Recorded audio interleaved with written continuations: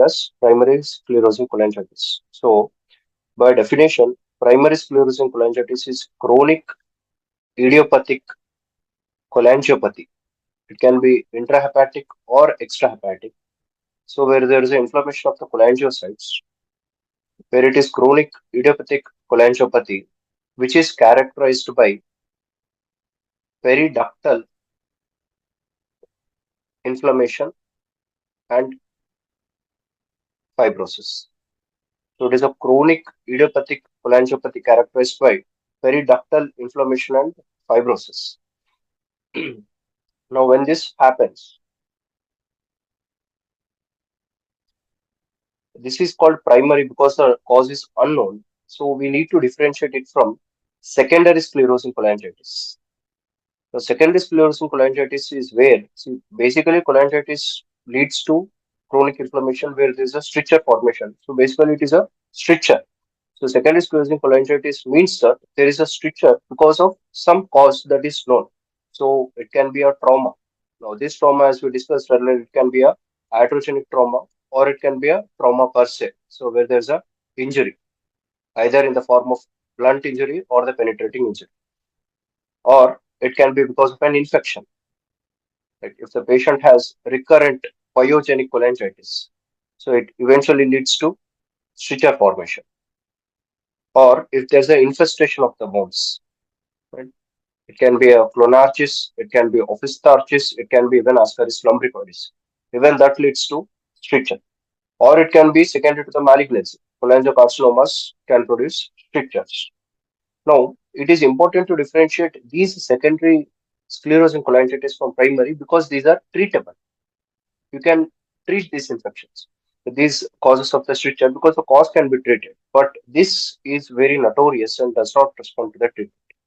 The one of the most important cause of secondary sclerosing cholangitis, which has to be differentiated from the primary sclerosing cholangitis, is IgG4 sclerosing cholangitis. It is a autoimmune disease where IgG4 antibodies are formed against the cholangiocytes. Now here you take serum IgG4 levels will be increased. You take biopsy of the liver and see the tissue IgG4 levels that will also be increased. And the IgG4 to IgG4 RNA, now this ratio will be altered. And there is increased expression of IgG4 positive B cell receptors. So these are the things which help to differentiate a very important component which clinically mimics exactly like that of a primary sclerosing cholangitis. So it needs to be differentiated because all of these respond to treatment very well. Either it is a surgical treatment or pharmacotherapy. These secondary sclerosing cholangitis respond to treatment unlike the primary sclerosing cholangitis. Okay.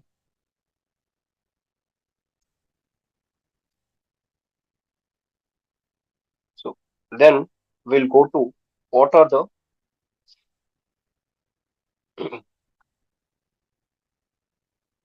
etiologies of this sclerosing cholangitis.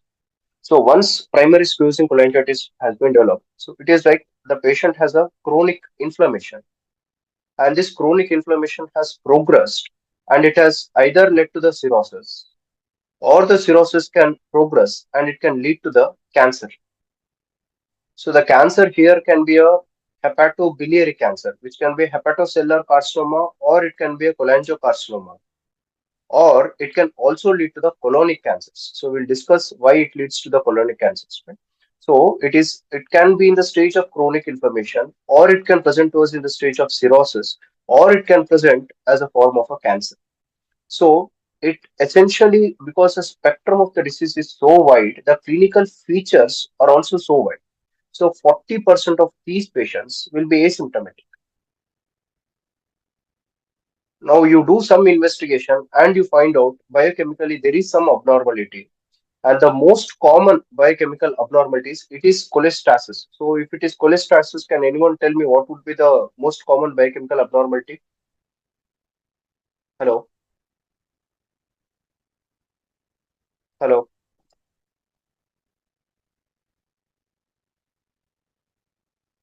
So raised ALP is so 2 to 3 times of raised ALP is the most common biochemical abnormality that will be seen.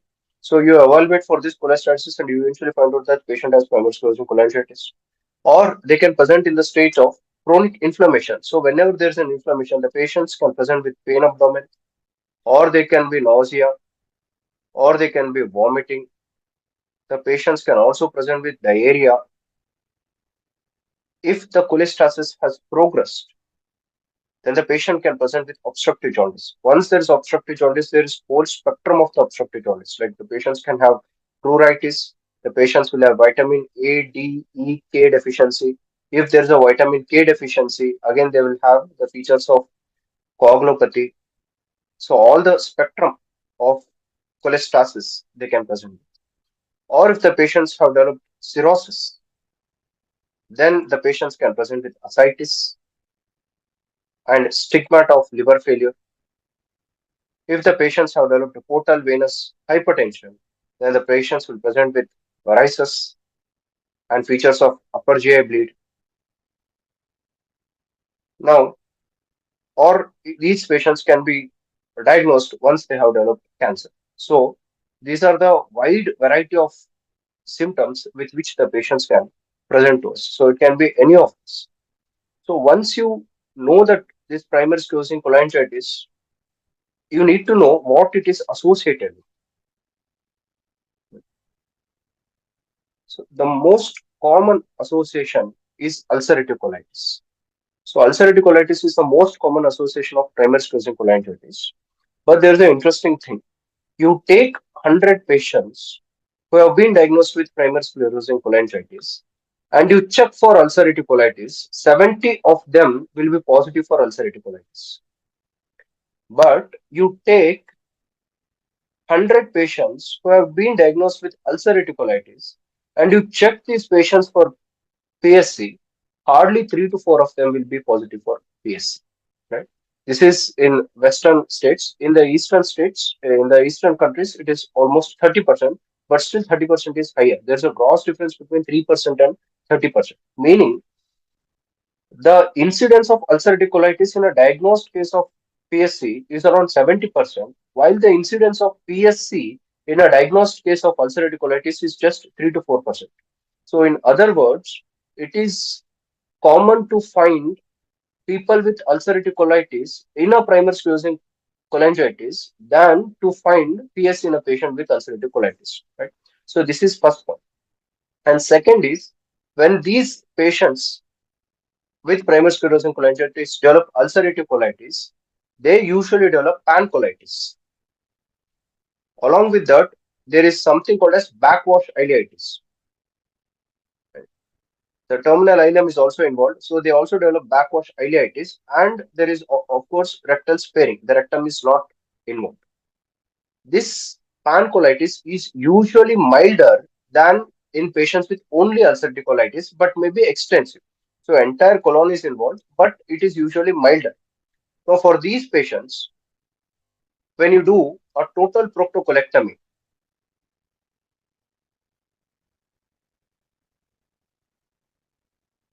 so because the patients are having pancolitis, which is not responding to medical management, you do a total proctocolectomy. When you do this total proctocolectomy, you will have an ileal end and then there is anal canal. So either you can do the J pouch anastomosis, which is called as ileoanal pouch anastomosis, right? So you can do a ileoanal pouch anastomosis. You make a J-shaped pouch so that it serves as a reservoir before emptying outside. So you do either ileoanal pouch anastomosis or you do a end ileostomy. Both options are available. But for these patients, if ileoanal pouch anastomosis is done, in future, the risk of getting pouchitis, inflammation of this pouch, is more common in patients with PS and ulcerative colitis than in patients with only ulcerative colitis.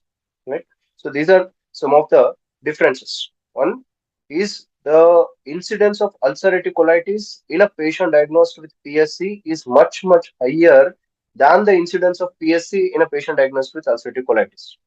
Second is When these patients develop colitis, it is usually pancolitis with backwash and rectal sparing. But the pancolitis here is milder than if it would have developed in ulcerative colitis purely.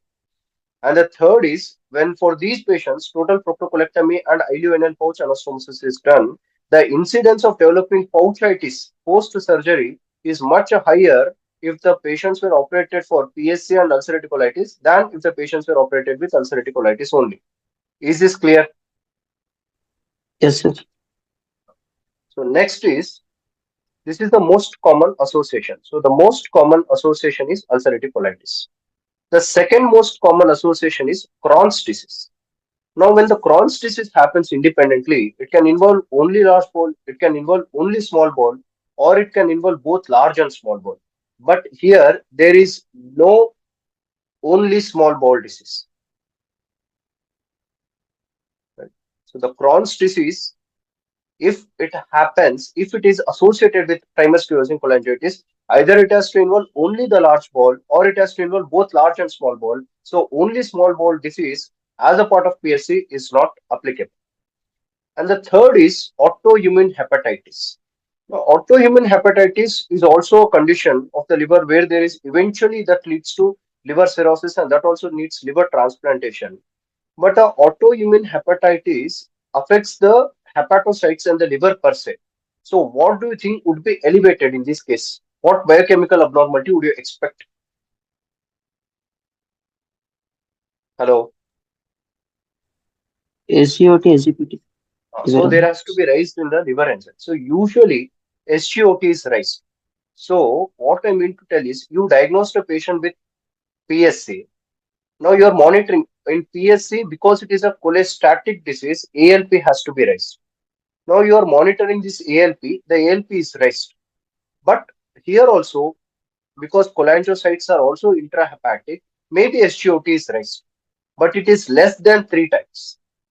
When you serially monitor these patients, PSC patients with SGOT, and this SGOT eventually keeps on increasing and it becomes more than 3 times elevated, then it means that the patient is going towards primary sclerosing cholangitis with AIH. This is called as a overlap syndrome. So any patient diagnosed with primary sclerosing cholangitis showing the increasing trend of SGOT for more than 3 times, you should suspect a overlap syndrome. Conversely, if the patient is having autoimmune hepatitis, now this should include rise in the SGOT and this responds very well to steroids. So to pharmacotherapy, it responds very well. So now if this patient who is diagnosed with autoimmune hepatitis stop responding to the pharmacotherapy, who he was previously or she was previously responding to pharmacotherapy, and now develops a cholestatic picture, right? Either there is a conjugated bilirubin is raised or the ALP is raised, then again you suspect that the AIH is now associated with PHC and leading to the overlap syndrome. This is because individually these diseases have varied prognosis, but they are when they overlap with each other, there is increased mortality and the need for liver transplant also increases. So there's an increased need for liver transplant and there is increased mortality. So this is the importance of association with AIH. It can also be associated with renal thyroiditis, which eventually lead to hypothyroidism. Can also be associated with diabetes mellitus type 1 or autoimmune hemolytic anemias. So these are all the spectrum of diseases which usually occur together. So if one is present, either any of the other might be present, but the most common association is ulcerative colitis. Second is Crohn's disease, then autoimmune hepatitis, maybe overlap syndrome, renal thyroiditis, hypothyroidism, diabetes mellitus type 1, and autoimmune hemolytic anemia. So any one of this is these spectrum of diseases may be associated with any other of this, right? So is this clear? Yes, sir. So once you know that there are these associations and that you can differentiate it from the other cholangitis, you need to know why does this actually develop? Why does primary sclerosing cholangitis develop? In other words, what is the etiopathogenesis? So there are two factors always. So there is a saying that What an organism may become is determined by genetics, but what an organism will become is determined by environment as well. Meaning, for any disease, if there is a genetic predisposition, that doesn't mean that that organism will develop this disease for sure. There has to be an environmental trigger which primes the organism to develop this disease. So, in this case, the most common is there is a mutation in the HLA genes. So, it is HLA associated is most common. If not HLA, it can be matrix metalloproteinase 3 more than 1. So, it can be matrix metalloproteinase 3 or 1. But the most common is HLA. So if there is any alteration in these genes, these individuals are predisposed. Now, what is environment? So how does an environment play a role in the development of primary sclerosing cholangitis? Now, it is a inflammation. Now, something has to trigger an inflammation. Now, that trigger is present in the gut. So now you can know why so many ulcerative colitis patients have been discovered in a patient with PSC. This makes sense, right? So the problem is with gut. Something changes in the gut that triggers the cholangiocytes in the liver and in the biliary tree. So we had discussed about the enterohepatic circulation. So, but to just to be an output, so there is a liver through the biliary tree. It gives what the gut needs, and through the portal vein, it takes what it needs. So this is just an overview of enterohepatic circulation. So we have discussed in detail how this all happens. But something problematic in the gut can go to the liver also, because if it can go to the blood vessels, through the blood vessels to the liver, if the nutrients can go, the altered microbiota can also go. So based on this, there are two theories. The first theory is primary sclerosing cholangitis altered microbiota theory, PSC altered microbiota hypothesis. So according to this, there is some alteration in the gut microbiome.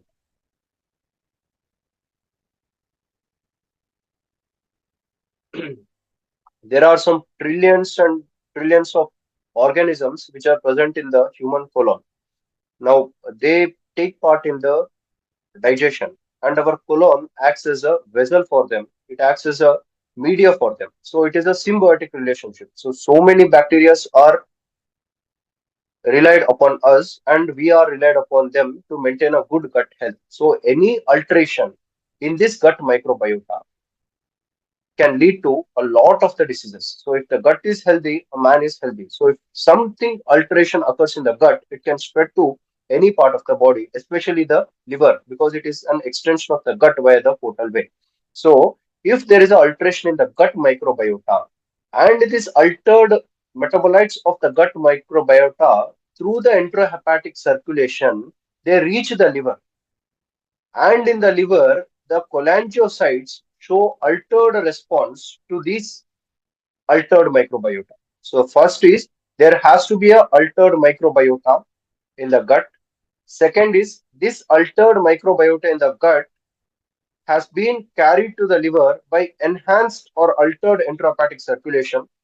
And third, when they reach the liver, the cholangiocytes of the liver have a altered or exaggerated response to these altered gut microbiota, which have been carried by altered enterohepatic circulation. So this is a theory of primary sclerosing cholangitis, altered microbiota theory. There is also one more theory, which is called as gut lymphoid homing theory. So the second theory is gut lymphocyte homing theory or hypothesis. So according to this, there is a lymphoid tissue in the body which is present in various regions, and one such region is the submucosa of the gut, where it is called as mucosa associated lymphoid tissue MALT or gut associated lymphoid tissue GALT. Right? So this lymphoid tissue contains T lymphocytes. Right? So T cells are present. Now these T cells, because of some reason, whenever there is an alteration in the gut, permeability of the mucosa. The mucosa of the gut is altered. Now, this all makes sense because in ulcerative colitis, all of this is altered. So that is why you find so many ulcerative colitis patients in a patient diagnosed with PSC. So if for any reason, if there is an alteration in this mucosa, these microbes go and stimulate the T cells. Now, when these T cells are stimulated, they are primed by the dendritic cells which are present there only. So these dendritic cells also form a part of the intestinal cell pool, and these dendritic cells prime the T cells by giving them a surface receptor. So they attach a cell surface receptor to the T cells, which can be alpha 4 beta 7 or it can be CCR9. This alpha 4 beta 7 is a very important molecule because for some reason, if we can block this, then we can block the entire pathophysiology. So this is a potential treatment option, alpha 4 beta 7. So this receptor is attached to the T cell. Now, just like an substrate has an enzyme. So for an enzyme to bind to something, there should be the enzyme needs a substrate. So there has to be enzyme substrate binding. Similarly, a cell surface receptor needs a ligand to bind. But the interesting thing is that the ligand is not present in the gut. The cells are present in the gut, but the ligand is present in the liver, right? So I told you about the hepatic lobule. Where are the sites of hepatic lobule? There is a porta, and periportal endothelial cells have a ligand for this. And unfortunately, this ligand is a chemotactic for this receptor. The predator is in the intestine, but the prey is in the liver.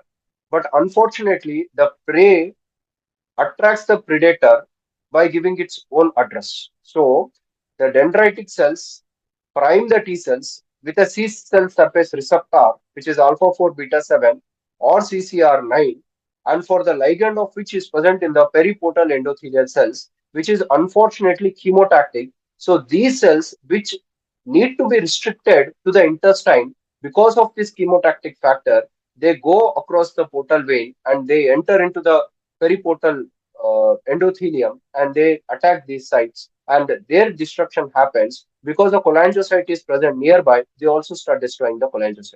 When this keeps on happening for a long period of time, repeated inflammation eventually lead to fibrosis, and that leads to sclerosis and strictures. Right? Is this clear, guys? Yes, sir. Now you suspected a patient with primary sclerosing cholangitis. Now you want to do investigations. So when you go to blood, the first investigation would be raised ALP. But as I told you, SGOT, this is raised 2 to 3 times. But you need to also monitor for the SGOT because if SGOT keeps on rising, it may be overlap syndrome. So you need to monitor for the SGOT also. So these patients, because there is cholestasis, the conjugated bilirubin may also be raised. And the copper does not get excreted. So the hepatic copper levels increase. When they increase, it is dumped into the serum. So the serum copper levels also increase. When it is increased in the serum, it is dumped out into the urine. So the urinary copper levels also increase. So when these increase, obviously the ceruloplasmin levels also increase. So now this needs to differentiate it from a Wilson disease. So this is the biochemistry picture.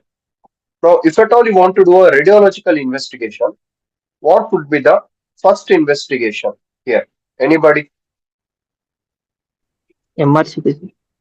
So the first investigation and the investigation of choice is MRC, right? So because you are suspecting stricture and the disease can be a classical primary sclerosing cholangitis, it can be only extrahepatic primary sclerosing cholangitis, it can be only intrahepatic, or it can be a small duct disease.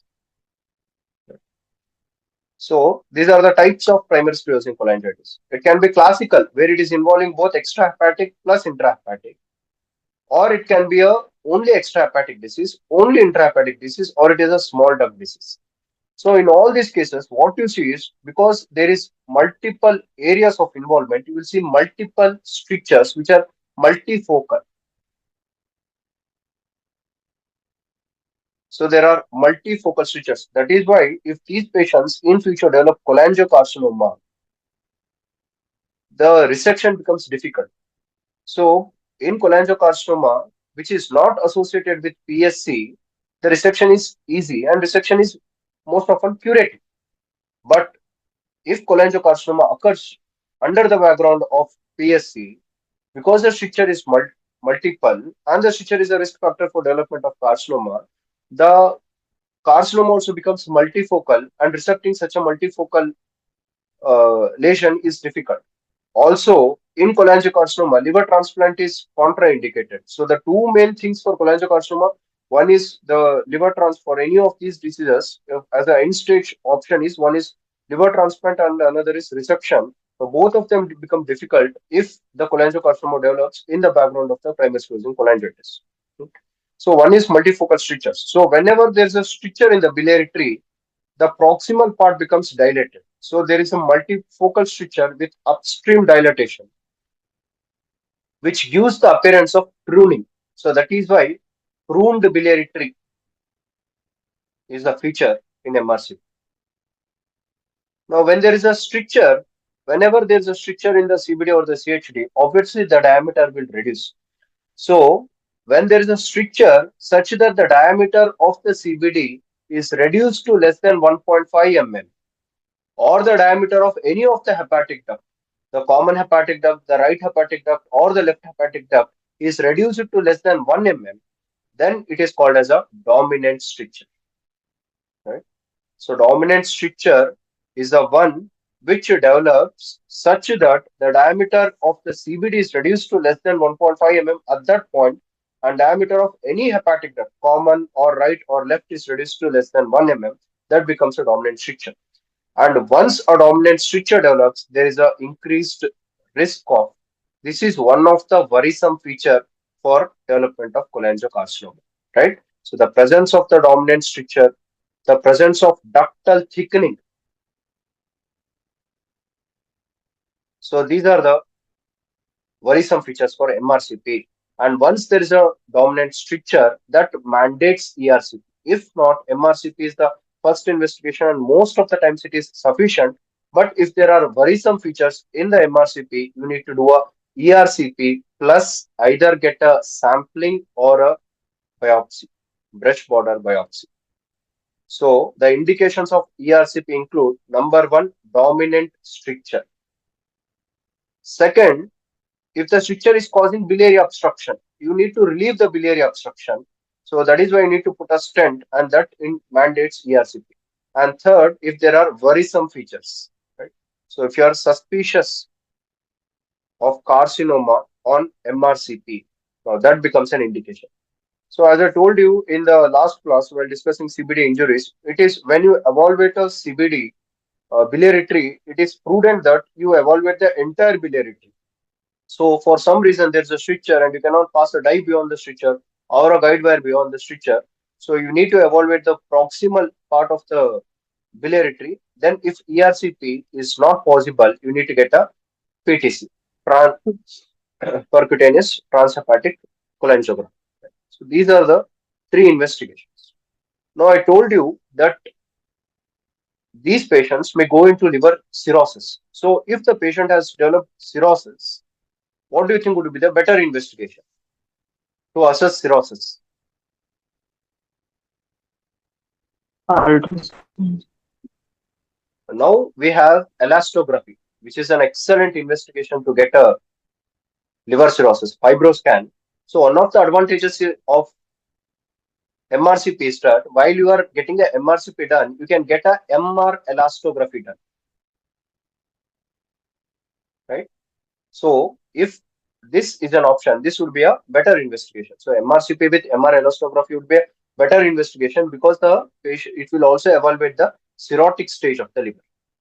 Now, if all these investigations reveal that the patient may be suspicious of cholangiocarcinoma, what other investigation do you want to do? Hello,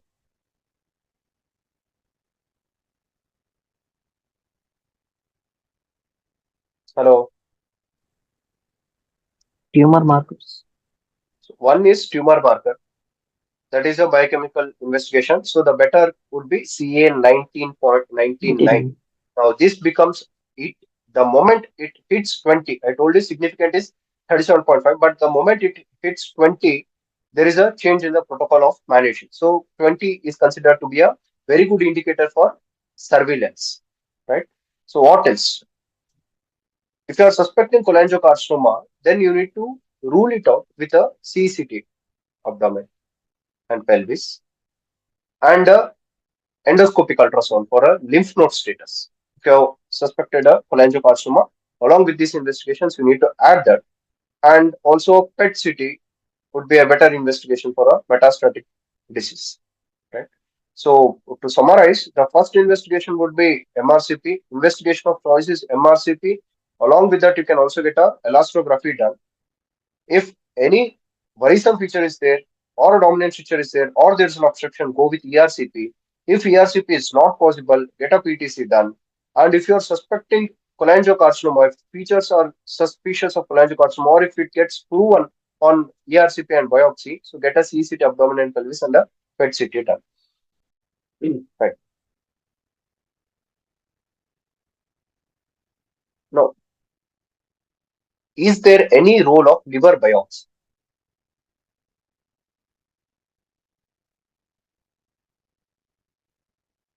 Any patient developing a cholestatic feature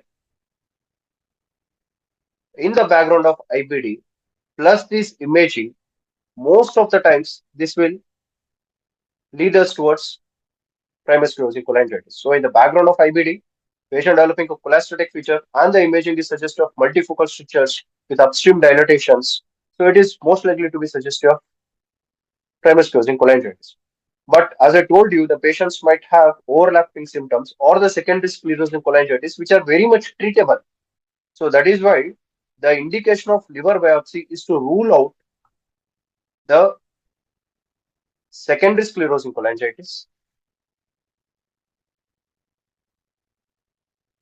One, and second, if you are suspecting small duct PAC, so where the patient has all these clinical features, but all the radiological investigations are normal. So the small biliary canalicula are involved, which do not get revealed in the uh, radiological investigation. So the small duct primary sclerosing cholangitis is an indication. To rule out the other causes is an indication. And third is to stage the disease. So at what stage? As I told you, the spectrum of the disease is too wide. The patient can present to us at any stage. So to stage the disease, we need to see. So what do you expect in a liver biopsy? You take a liver biopsy, it is like a fibrosis in any other organ. So it is a picture of chronic inflammation. So there is chronic inflammation, which is suggested by a inflammatory infiltrate, right? So inflammatory infiltrate will be there by lymphocytes, and ductal proliferation will be there in the initial stages. And this proliferation later leads to fibrosis. Eventually, the entire liver will be replaced by fibrous tissue. So that obviously leads to ductopenia.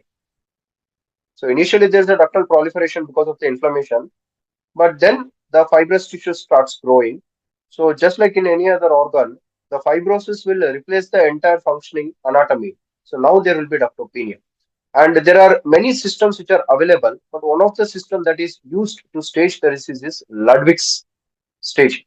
So where it is staged as stage 1, 2, 3, and 4. In stage 1, the disease is just limited to porta.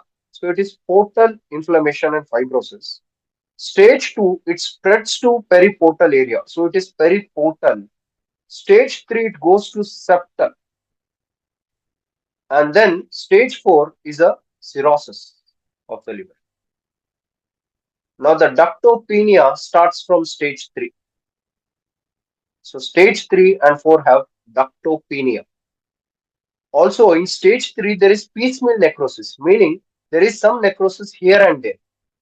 And all these piecemeal necrosis get bridged, leading to bridging necrosis.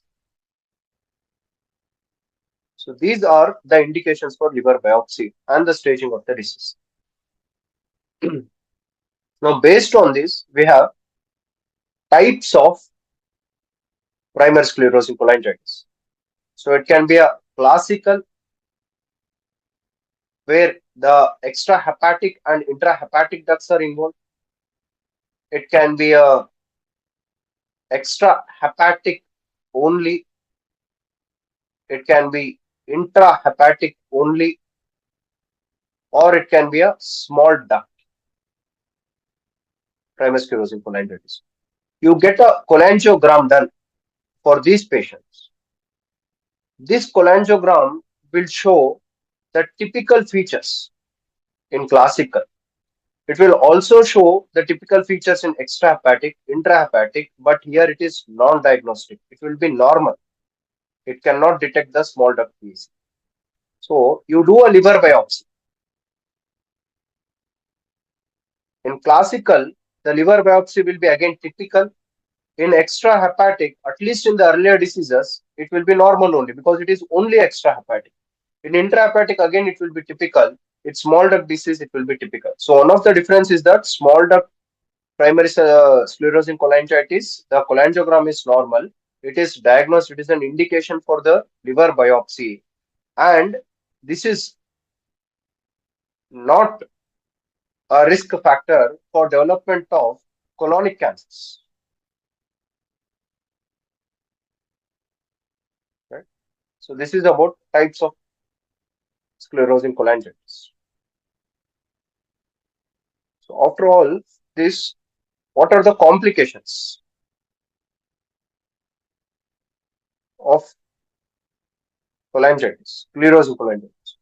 We all know that it can lead to the cirrhosis, which can lead to ascites. It can lead to portal venous hypertension, which can lead to varices, which can lead to upper GI bleed. It can lead to cholestasis. So when there is cholestasis, it will lead to the obstructive jaundice. So the patient can have pruritus, patient will have fatigue, patient will have vitamin A, D, E, K. Because of vitamin D deficiency, patient will have osteopenia or osteoporosis, and because of vitamin K, the patient will have coagulopathy because 2, 7, 9, 10 are all dependent on the vitamin K. And because of vitamin A and E, the patient will have mucosal defects also.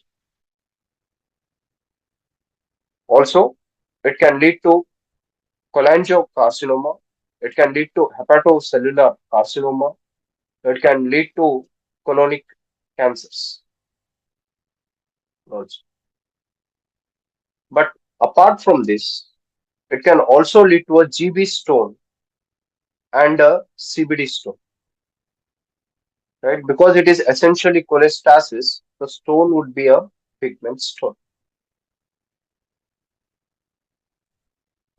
So these are all the complications. Of all these complications, this cirrhosis and the portal hypertension, cholangiocarcinoma, hepatocellular carcinoma, and the colonic cancers need surveillance.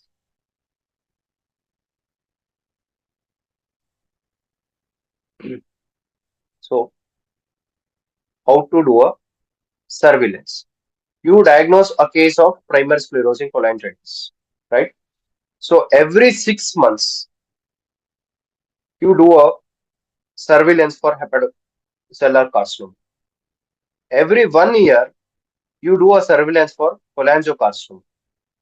Now, for cholangiocarcinoma, you do a surveillance with MRCP or ultrasound with CA99. So, if CA99 is either more than 20 or equal to 20, or if this is showing worrisome features, then you need to evaluate further with ERCP. If both are negative, you can continue surveillance at every 1 year, right? So, if the patient has cirrhosis, primary sclerosing cholangitis with cirrhosis, then you need to do a varicose surveillance. every 1 to 3 years. And you also need to do osteoporosis surveillance for every 2 to 3 years. Right? So hepatocellular carcinoma, every 6 months you need to do a surveillance. For CCA, annually, you do it with MRCP or USG and add a CA 99. If either one of them is positive, go with ERCP and sampling. If both of them are negative, again you continue surveillance every year. And then you do a surveillance. If cirrhosis is there, you need to do a varicose surveillance, upper GI endoscopy every 1 to 2 years. If you are suspecting osteoporosis, you do a surveillance for 2 to 3 years. Right? Next is IBD surveillance. So the moment you diagnose a patient with PSC, so if you diagnose 100 patients, 70 of them will already have ulcerative colitis. So the moment you diagnose, you subject him for colonoscopy, right? You need to see the entire colon plus the terminal ileum. So it is colonoscopy plus terminal ileoscopy, and you get about 30 blind biopsies. So you take surveillance biopsies, which are also called as blind biopsies, from the areas even they appear normal, right? So four biopsies every 5 centimeter you need to take, four quadrant biopsies. So you take around 30 surveillance biopsies. If they are positive for IBD, you do this every year. So you do surveillance every year. Now, if they are negative for IBD, you do the surveillance every 5 years, once every 5 years, right? So if these blind biopsies are sensitive of IBD, every year you need to repeat the process. If they are not sensitive of IBD, every 5 years you need to repeat the process, right? And that brings us to the last part, treatment. So treatment, most of them do not respond to the treatment, but there have been extensive studies on one drug which is ursodeoxycholic acid. Now, ursus in Latin means bear, so it is actually a bear bile. Now, this is extensively researched, and in the dose of 20 mg per kg body weight per day is expected to help. You give a lower dose that is not sufficient, higher dose is associated with toxicity. So, this dose at 20 mg per kg body weight is expected to help. And the by which ursodeoxycholic acid, this drug can be used in any cholestatic disease. Right? So how it helps is that one thing, it is hepatoprotective, it is cholangioprotective, and it is a immunomodulator. Also, it prevents the apoptosis of hepatocytes. So it is hepatoprotective, cholangioprotective, immunomodulator, and also prevents the apoptosis of the hepatocytes. Along with that, it is colorectic, meaning it increases the excretion of the bile acid and it alters this bile acid pool so that it will dissolve the stone. That is why you can also use it in a dissolution therapy, right? So it is colorectic, where it increases the bile acid secretion. It alters the bile acid pool so that they dissolve the stone. Also, it reduces the intrahepatic circulation of cholesterol so that bile becomes less saturated with the cholesterol. So these are all the mechanism of actions of the ursodeoxycholic acid given in the dose of for this disease, especially 20 mg per kg body weight. Now, there's another drug, as I told you, alpha 4 beta 7 inhibitor, which is vidolizumab. Sorry. So, vidolizumab is a drug which is an inhibitor of alpha 4 beta 7, which will block that hypothesis. So, which will block the T lymphocyte by acting on the cell surface receptor alpha 4 beta 7 on the T lymphocyte in the gut, and thus it helps. So, this is the medical treatment. Surgical treatment, but even medical treatment is not of much help here. Surgical treatment would be only two options. So, one would be the liver transplant option, and the second would be a option for resection.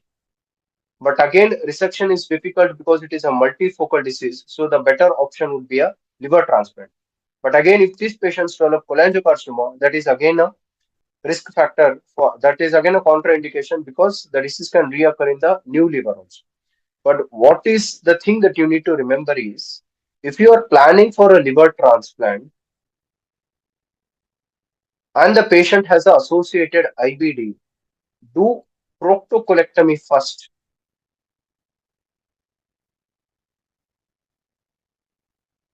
and then liver transplant next. Because if you do a liver transplant and the patient has IBD and an intact colon, the chances of recurrence are much higher compared to the patient where the proctocolectomy is already done. So this is one thing that you need to remember. So if you need to do a liver transplant in the background of the IBD, first do a proctocolectomy first and then do a liver transplant. And in a patient who has primary sclerosing cholangitis with IBD, you have done a total proctocolectomy. You have two options, as I told earlier. Either you can go with a end ileostomy or you can go with a ileoanal pouch anastomosis. I told that ileoanal pouch anastomosis you do, the risk of pouchitis in these conditions is much higher if the same surgery was done only for IBD. But even having said that, you do end ileostomy, the patients will develop stomal varices and they will have uncontrollable bleed from stoma.